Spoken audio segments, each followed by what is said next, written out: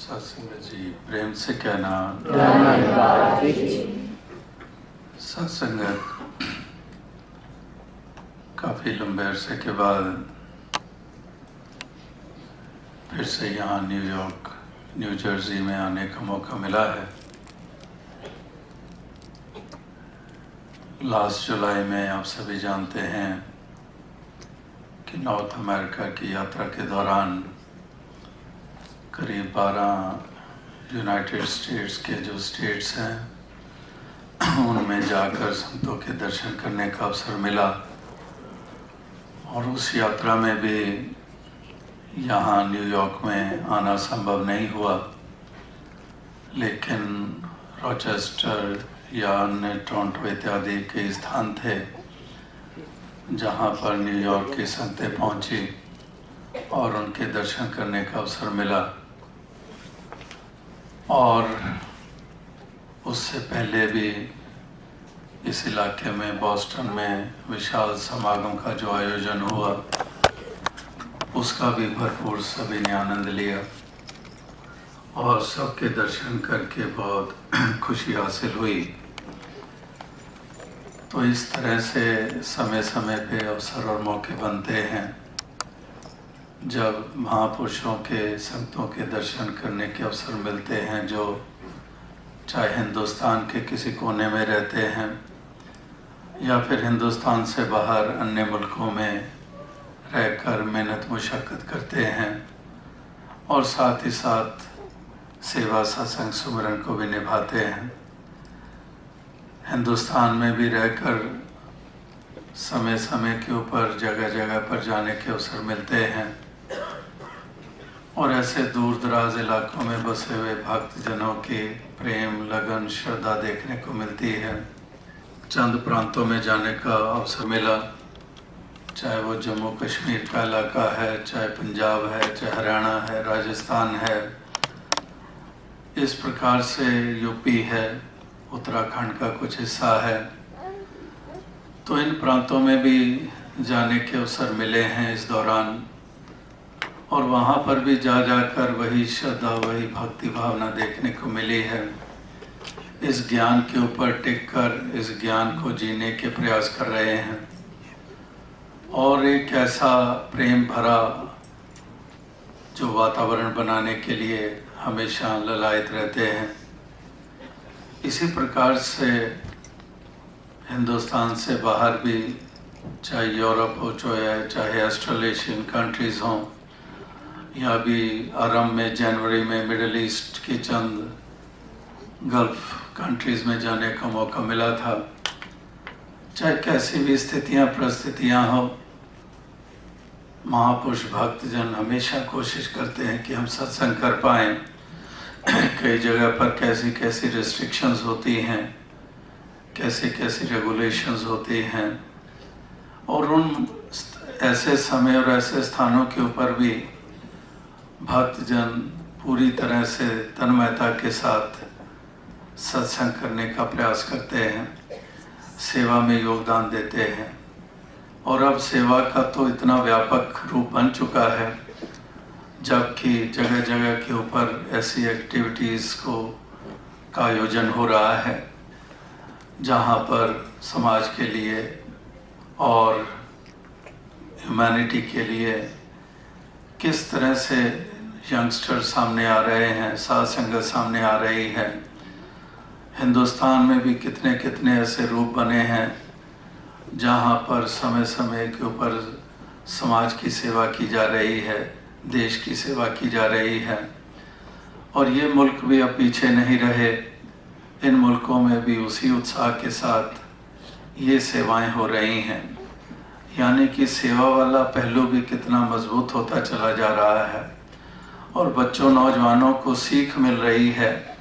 कि केवल अपने ऊपर केंद्रित नहीं रहना, हमने औरों का ज़्यादा सोचना है। इस तरह से भी एक लाभ प्राप्त होता चला जा रहा है और साथ ही साथ ऐसे आयोजन भी हो रहे हैं, कहीं समागम हो रहे हैं, कहीं यूथ कॉन्फ्रेंस हो रहे हैं। जैसे लास्ट जुलाई अरब में कैलगरी में 2 दिनों का यूथ कॉन्फ्रेंस आयोजित हुआ उस वक़्त भी जगह जगह से नौजवान पहुँचे और उन्होंने भी जहाँ और ज़्यादा क्लैरिटी हासिल की ज्ञान के बारे में और भिन्न भिन्न पहलुओं के बारे में, और साथ ही साथ उनके और उत्साह कई गुना बढ़े। तो इस प्रकार से चाहे वो प्रबंधक ढांचे में है, चाहे प्रचारक ढांचे में है, चाहे सेवादल के ढांचे में है, चाहे साधारण रूप में सत्संग करने वाले भक्तजन हैं, सभी के मन की यही इच्छा है कि हम बेहतर से बेहतर कर पाएँ, हम और ज़्यादा मिशन का स्वरूप निखार पाएँ, हम और ज़्यादा वो अचीव कर पाएँ जो बाबा बूटा सिंह जी ने चाहा था, जो शहंशाह बाबा अवतार सिंह जी जिसके लिए सारी उम्र उन्होंने लगाई, कितने कितनी गर्म हवाएं सही, और उन्हीं के साथ देने वाले अनेकों बुजुर्ग। तो ऐसे महान हमारे मिशन के पिलर्स कहें, फाउंडेशंस कहें, जिन्होंने निरोल गुरमत निभाई। जिस तरह से गुरु का इशारा आता चला गया, कोई क्यों किंतु नहीं की, उसी तरफ चलते चले गए। इसीलिए आज उनकी मिसालें दी जाती हैं, इसीलिए आज उनकी प्रति श्रद्धा दिल से होती है, उनका सत्कार दिल में बसा हुआ है। तो जो बाबा बूटा सिंह जी ने, शहंशाह बाबा अवतार सिंह जी ने चाहा, बाबा गुरबचन सिंह जी सारी उम्र लगाई, और किस तरह से केवल हिंदुस्तान नहीं, हिंदुस्तान से बाहर भी ये सच का पैगाम पहुंचाया, संगतें स्थापित की और उसकी पूरी योजनाएं बनाई कि किस ढंग से इन मुल्कों में मिशन का ढांचा बन सकता है और किस तरह से इन मुल्कों में यहाँ के उसूलों के अनुसार यहाँ हम अपना सत्संग कर सकते हैं। तो बाबा गुरबचन सिंह जी का भी ग्लोबल विजन था कि हम ग्लोबल लेवल के ऊपर ये मिशन एस्टेब्लिश हो, क्योंकि मिशन है ही यूनिवर्सल, इसका पैगाम ही यूनिवर्सल है। तो इसलिए अगर यूनिवर्सल इसका रूप है, यूनिवर्सल पैगाम है, और यूनिवर्सल ट्रूथ परमात्मा ईश्वर निराकार का बोध हर किसी ने करना है, इस जन्म का लाभ असली प्राप्त करना है और अपने एक मोक्ष और मुक्ति के पात्र बनना है। तो इसलिए ग्लोबल लेवल के ऊपर फिर उन्होंने खुद जाकर इस प्रकार से ये संगतें कायम की और ये इस्टेब्लिश किया मिशन को इस रूप में। और फिर महापुरुष भी जगह जगह पर रहने वाले वो इसी तरह से प्रचार में अपना योगदान ये लगातार देते चले जा रहे हैं। तो दास का कहने का भाव यही है कि महापुरुषों ने, भक्तों ने हमेशा ही एक ही लक्ष्य सामने रखा है। लक्ष्य तो जीवन में कितनों के कितने रूपों में होते हैं, और उस लक्ष्य तक पहुंचने के लिए लोग कितने कितने जतन करते हैं,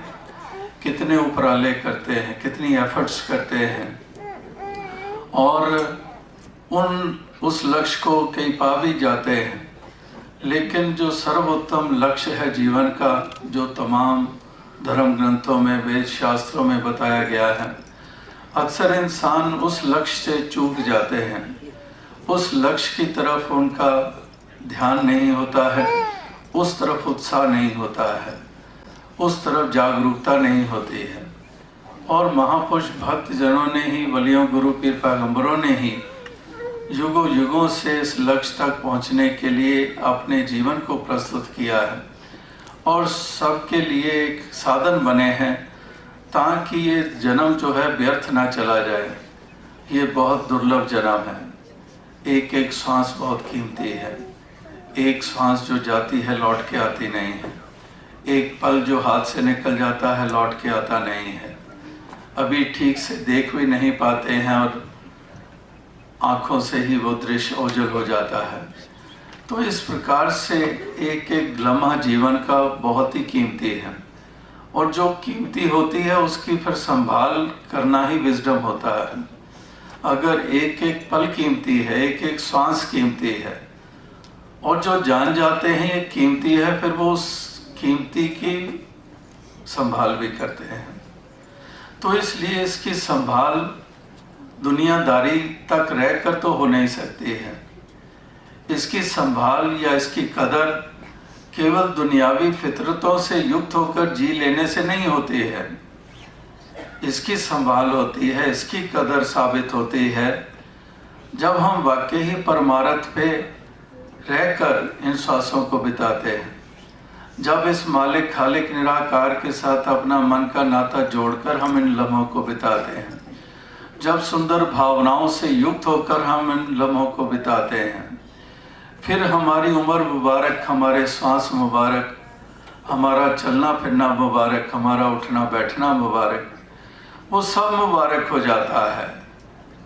तिनका खाया पिया पहनिया सब पवित्र है, जो हरि नाम रते।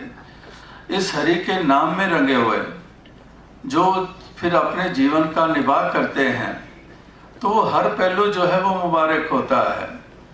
क्योंकि जिस रंग में रंगे हुए हैं उसका मतलब कि इसके एहसास में उठना बैठना खाना पीना हो रहा है, इसके एहसास में व्यवहार हो रहे हैं, इसके एहसास के अंतर्गत जिम्मेदारियां निभाई जा रही हैं। तो जब इसके एहसास के अंतर्गत ही सब कुछ हो रहा है तो उसमें फिर पवित्रता आती ही आती है। क्योंकि फिर कर्म करने से पहले इसका एहसास है, फिर कर्म भी नेक हो जाते हैं। अगर खाने पीने की बात होती है, इसका एहसास पहले है, तो जो उचित है उसी का सेवन होगा, जो कल्याणकारी है उसी का सेवन होगा। व्यवहार का पहलू देखते हैं तो उस व्यवहार से पहले, किसी के साथ पेश आने से पहले इसका एहसास पहले स्थापित हो चुका है, तो फिर वो व्यवहार भी सुंदर हो जाता है। यानी कि इस मालिक खालिक का एहसास, इसके साथ मन का नाता जोड़कर जब हम इन लम्हों को बिताते हैं, इस जीवन की यात्रा को तय करते हैं,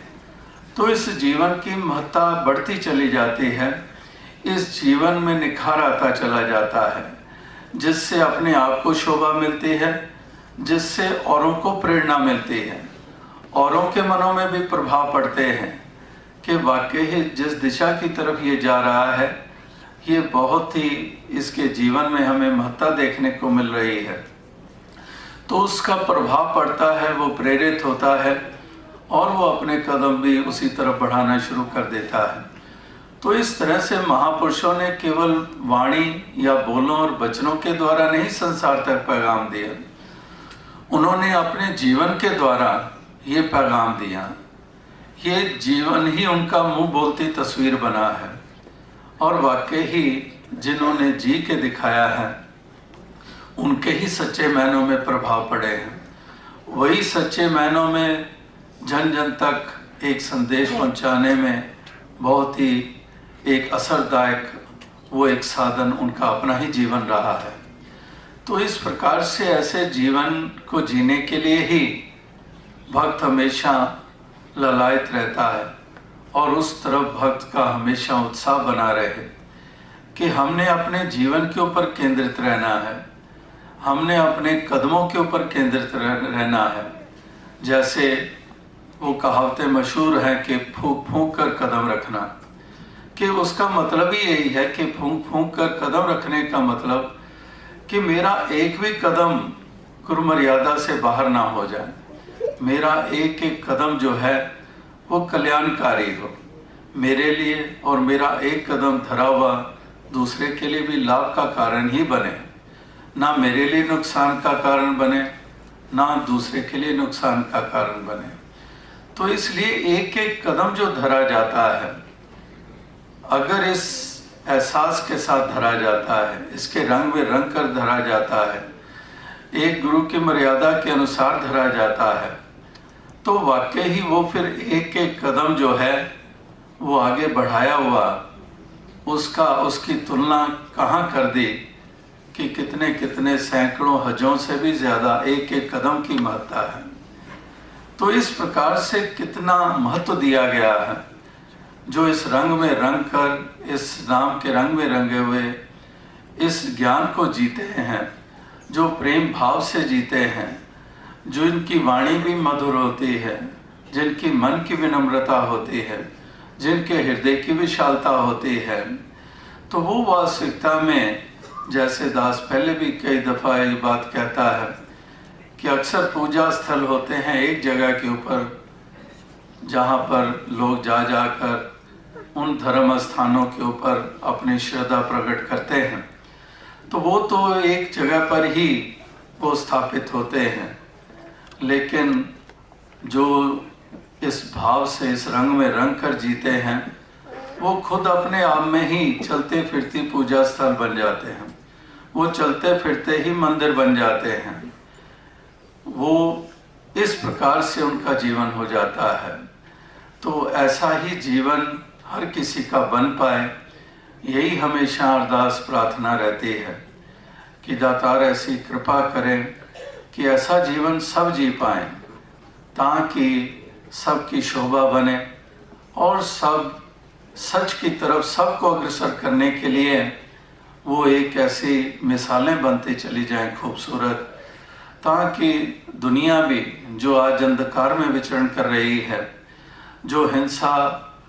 और हिंसक प्रवृत्तियों से युक्त होकर जीवन जी रही है, जहाँ पर आपाधापी पड़ी हुई है, जहाँ पर टॉलरेंस का लेवल बिल्कुल ज़ीरो क्या माइनस की तरफ जा रहा है, एक सड़कों पर चलते हुए कोई गाड़ी ओवरटेक कर जाए उसको बर्दाश्त नहीं किया जाता है, यानी कि टॉलरेंस लेवल कितना कम होता चला जा रहा है, उतावलापन इतना एक बढ़ता चला जा रहा है। तो ऐसे हालातों में जहाँ पर दीवारें, जहाँ पर दरारें, जहाँ पर दूरियाँ, जहाँ पर क्रूरता, जहाँ पर कठोरता, जहाँ पर कठोरता, ये सब हमें संसार के इंसानों में देखने को मिल रहा है, तो वाकई ही ज़रूरत है, क्योंकि उसको एक रोग के रूप में देखा जाता है और रोग से निजात मिले यही चाहत हुआ करती है। शरीरों को भी हमारे रोग लग जाता है, तो उस रोग को भी हम एक दुरुस्त करने के लिए ही जतन करते हैं कि ये रोग मेरे शरीर से निकल जाए। इसी प्रकार से समाज में एक संसार के ऐसे ढांचे में भी नाना प्रकार के रोगों से ग्रस्त इंसान होता चला जा रहा है। शरीर रूप में तो हो सकता है रिष्ट पुष्ट होगा, हेल्दी होगा, लेकिन दरअसल मानसिकता के लेवल के ऊपर, एक मानसिक लेवल के ऊपर, एक साइकिक लेवल के ऊपर, एक उसकी सोच के लेवल के ऊपर, उसकी चाल के लेवल के ऊपर, तो यही साबित होता है कि तो बड़े भयानक रोग से ग्रस्त हुआ पड़ा है, तो जो शारीरिक रोग से भी ज़्यादा खतरनाक है। तो इसलिए ऐसे रोगों से निजात हर किसी को मिलती चली जाए, यही एक हमेशा भक्तजन अपने लिए और औरों के लिए भी जतन करते हैं कि मैं भी तंदुरुस्त रहूं, यानी कि मैं भी दुरुस्त रहूं, मैं हर प्रकार से कायम रहूं अपनी जगह के ऊपर, अपने इस मार्ग के ऊपर, एक ह्यूमैनिटी के ऊपर, ह्यूमन वैल्यूज़ के ऊपर, एक गुरमत के ऊपर मैं भी कायम रहूं, और जहां पर कोई कमज़ोरी है वहां पर भी मैं मजबूती देने में अपना मैं योगदान दूं। इसी को परोपकार भी कहा जाता है, क्योंकि भक्त होते ही परोपकारी हैं। वो केवल अपने लिए नहीं, वो औरों के लिए भी अपने योगदान देते हैं। तो इसलिए परमार्थ में भक्ति के मार्ग पर चलने वाले वो परोपकारी भी होते हैं, और इस तरह के परोपकार ये लगातार होते आए हैं और हो रहे हैं, और इसी परोपकार को करते हुए कितने कितने बलिदान, कितने कितने तप त्याग ये निरंतर हुए हैं। अभी भी 24 अप्रैल को मानव एकता दिवस पिछले से पिछले रविवार को दिल्ली में, और उससे अगले दिन ही 25 तारीख को ही दास यहाँ न्यूयॉर्क पहुँच गया था रात को, और मानव एकता के दिवस के अवसर पर भी उन्हीं बलिदानों को याद किया जा रहा था कि जिन्होंने कितने बलिदान दिए। बाबा गुरबचन सिंह जी, चाचा प्रताप सिंह जी का जहाँ श्रद्धा के साथ जिक्र हो रहा था, वहाँ जहाँ बाबा गुरबचन सिंह जी ने ये सच का पैगाम पहुँचाने के लिए और सामाजिक उत्थान के लिए कितनी कितनी मिसालें पेश की, और उनको भी मानवता की इसी बलिवेदी पे उतरना पड़ा, और कितने भी और महापुरुषों ने अपनी ये अमोलक जान दे दी इसी सच के लिए, मानवता के लिए, इंसानियत के लिए, यानी कि इस परोपकार के लिए कितने कितने तप त्याग से गुजरना पड़ता है और ऐसे तप त्याग हुए हैं, ऐसे बलिदान हुए हैं इस आज के दौर में, इस मिशन के लिहाज से भी। वरना तो युगों युगों से वलियों, गुरु, पीर, पैगंबर और भक्तों ने ऐसे त्याग किए हैं, बलिदान दिए हैं, जो लगातार, क्योंकि ये सिलसिला अंधेरे और सवेरे वाला ये किसी एक सदी के साथ जुड़ा हुआ नहीं है, एक डेकेड के साथ जुड़ा हुआ नहीं है, एक काल के साथ जुड़ा नहीं हुआ है। अंधेरा और सवेरा ये तो लगातार चलता चला जा रहा है। तो इसलिए सवेरे वाले भी हर युग में रहे हैं और अंधेरे वाले भी हर युग में रहे हैं। तो इस तरह से तप, त्याग और बलिदान ये सवेरे वाले ही करते आए हैं, जो अपना आप संसार के लिए पेश करते आए हैं, संसार के उत्थान के लिए पेश करते आए हैं, ताकि संसार का भला हो। भव सागर में डूबने को तो डूब जाएं, जैसे अपने ही मिशन के कवि महापुरुष बड़े बरस पहले उन्होंने वो पंक्तियाँ लिखी, पढ़ी, समागमों पे भी सुनाई, और उसमें यही कहा कि जे डूबना है किते डूब जाओ, जे बचना है किनारा है। कि डूबने को तो डूब सकते हैं, कहीं पर भी डूब जाओ। तो संसार तो अंधकार में रूप वाला, वो तो डूब ही रहा है, और डूबने के लिए तो कोई भी साधन है, डूब जाओ। लेकिन पार उतरने के लिए तो किनारा भी मौजूद है। ये नहीं कि संसार डूबा है क्योंकि किनारा नहीं रहा है, किनारा रहा है हमेशा, लेकिन फिर भी संसार डूबा है। वो इसीलिए डूबा है क्योंकि अंधकार में रहा है, क्योंकि झूठे अहंकार में रहा है, संतों महापुरुषों की तरफ कदम बढ़ाने से गुरेज करता रहा है, नेकी को बदी मानता रहा है, सच को झूठ मानता रहा है, शाश्वत को मिथ्या मानता रहा है और मिथ्या को सच्चाई मानकर चलता रहा है। इसलिए वो संसार के अक्सर इंसान डूबते रहे हैं, इस भवसागर से पार उतारा ना उनका हो पाया। तो यहाँ पर भक्तजन आप भी पार उतरते हैं, औरों के भी बेड़े पार उतारते हैं, औरों को भी भवसागर से डूबने से बचाते हैं, और सबको इसी संसार की यात्रा को तय करते हुए, इस जीवन को जीते हुए एक पार उतारा करने के लिए अपने योगदान देते चले आए हैं। तो वाकई ही यही अरदास, यही प्रार्थना बनती है कि दातार ऐसी कृपा करे कि सबको ऐसी शक्ति, सबको ऐसी सामर्थ्य प्रदान करें, ताकि सभी उस ऐसे अवस्था में रहकर इस जीवन के सफ़र को तय कर पाएं। हर किसी के जीवन में ये महत्ता आती चली जाए, और इसीलिए जगह जगह पर ये जतन और ये प्रयास होते हैं, सत्संग होता है, समागम होते हैं, सेवा होती है, और जैसे कहा कि सुमिरन, इस निराकार का एहसास करते हुए इस जीवन के सफ़र को तय करते हैं। तो अवसाद संगत यही अरदास, यही प्रार्थना है कि जैसा कि आज अभी मदर्स डे का भी जिक्र हुआ और उसको मनाया भी जा रहा है, और योगदान जो मातृशक्ति के होते हैं और युगों युगों से रहे हैं, और जिसके कर्ज कभी चुकाए नहीं जा सकते हैं, तो इस प्रकार से जैसे राजमाता जी का जीवन जो हमने देखा है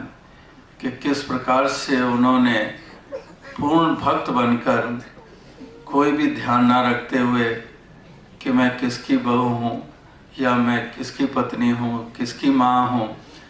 कतई उस रिश्ते को महत्ता ना देते हुए केवल और केवल गुरमत का रिश्ता, एक गुरसिख का रिश्ता, और वाकई उस तरह से सबको जी के दिखाया है, एक एक कदम पर जी के दिखाया है। और इसी प्रकार से दातार कृपा करे कि ऐसे ही मातृशक्ति का सत्कार बना रहे, और सभी इसी भाव से युक्त होकर इस जीवन के सफ़र को तय करते चले जाएं। और साथ ही साथ अभी भी अरदास की गई, और लगातार ये पिछले चंद महीनों से हिंदुस्तान में भी दास को अकेले मंच पर देखकर तो महापुरुषों ने तमाम विश्व भर से ही यही प्रार्थनाएं अरदासें की कि इस तरह से पूज्य माता जी को भी हम रिष्ट पुरुष देखें, तंदुरुस्त देखें और साथ साथ देखें, और इसी प्रकार से दातार कृपा करे कि वो भी साथ संगत को दर्शन देते रहें और उसी प्रकार से सबको प्यार अपना देते रहें, और इसी साथ संगत के लिए लगातार जैसे फैसले हाथ बटाते आए हैं, उसी तरह से साथ संगत की संभाल करते रहें। और यही हर भक्त के मन की इच्छा, यही अरदास, यही प्रार्थना विश्व भर में रही है। क्योंकि जब महाराष्ट्र में जब समागम पर गया और पहली दफ़ा साहब ने देखा अकेले दास मंच पे है, तो उसी के बाद ही एक के बाद सत्संग हुए, तो फिर भी बीच बीच में वो दर्शन संगत को देते रहें। तो इसलिए कुछ प्रिकॉशंस लेने ज़रूरी, क्योंकि लॉन्ग टर्म की जब सोचते हैं तो कुछ देर के लिए तो हमें वो गुरेज करना ही पड़ता है। तो इसलिए उसी कारणवश वो एब्सेंस लगातार इस रूप में होती आ रही है। राजमाता जी भी जब नहीं जा पाते थे तो वो भी दिल्ली में कहते थे कि ये लगा दो, मैं इंटरनेट पे ही देख लूँ समागम। तो इस तरह से ये भी अभी भी जो ये संगत चल रहा है, ये शायद ये भी इन्होंने लिंक अप किया हुआ है, वो घर बैठे ही इस सत्संग को, इसका आनंद ले रहे हैं। और इसी प्रकार से हर किसी के लिए अरदास है कि दातार कृपा करे कि सबको तंदुरुस्ती दे, सबके तन निरोगी रहें, सबके मन निरोगी रहें, और इसी प्रकार से सारे अपने कर्तव्य निभाते चले जाएं। जो परिवारों के ढांचे में जो भी हैं, जो भी सदस्य हैं, उस पारिवारिक ढांचे में भी अपने अपने कर्तव्य जो हैं वो निभाते चले जाएं, अपने अपने उस रोल को खूबसूरती से अदा करते चले जाएं। जैसे दास ने कहा कि ये घड़ियाँ बहुत सीमित हैं, एक एक पल बहुत कीमती है, ये लौट के कभी फिर आता नहीं है, ये कहीं हाथों से निकल ना जाए ये समय, ये अवसर, एक एक अवसर का, एक एक लम्हे का, एक एक जो रोल हम अदा कर रहे हैं उसको खूबसूरती से हम निभाते चले जाएं। तो दातार सब पे कृपा करे ताकि सभी इसी तरह से आगे बढ़ते चले जाएं। तो दास और ज़्यादा शब्दों का सहारा ना लेता हुआ इन्हीं शब्दों से आपसे ज़्यादा चाहेगा। साथ संगत जी।